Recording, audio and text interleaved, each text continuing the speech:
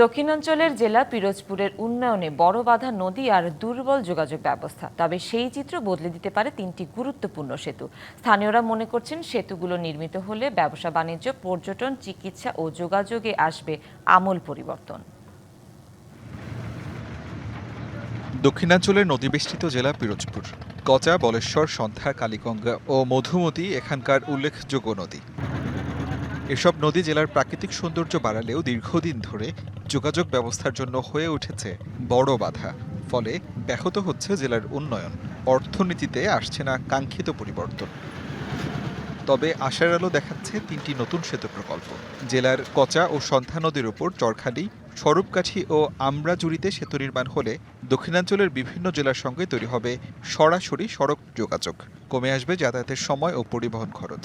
একই সঙ্গে কৃষি, মৎস্য, শিল্প, চিকিৎসা ও ব্যবসা বাণিজ্যের প্রসারের মাধ্যমে ত্বরান্বিত হবে অর্থনৈতিক কর্মকাণ্ড। সংশ্লিষ্টরা বলছেন, সেতুগুলো বাস্তবায়ন হলে যোগাযোগের দীর্ঘদিনের প্রতিবন্ধকতা দূর হয়ে পিরোজপুরে আসবে উন্নয়নের নতুন গতি। বদলে যাবে জেলার আর্থসামাজিক চিত্র। নগদ নিয়ে এলো হার না মানা হার অফার। সর্বনিম্ন 10,000 টাকা রেমিটেন্স নগদে পাঠালে থাকছে স্বর্ণের হার জেতার সুযোগ। মুমূর্ষ রোগী নিয়ে আমরা যেতে পারি না, ফেরির সমস্যার জন্য ঘন্টার পরে ঘন্টা দাঁড়িয়ে থাকতে হয়। যোগাযোগের জন্য আমরা খুবই খারাপ অবস্থায় সময় কাটাতেছি। মাঝে মাঝে ফেরি পাওয়া যায় না, ট্রলার পাওয়া যায় না, যে কারণে আমাদের অনেক সময় নষ্ট হয়, আমরা কাজগুলো সঠিক সময় করতে পারি না। সেতু নির্মাণে প্রয়োজনীয় ব্যবস্থা নেওয়ার কথা জানালেন নির্বাহী প্রকৌশলী। ফিজিবিলিটি স্টাডি, হাইড্রোলজি, মরফোলজি, এটা শেষ হওয়ার পর ডিপিবি তৈরি হবে।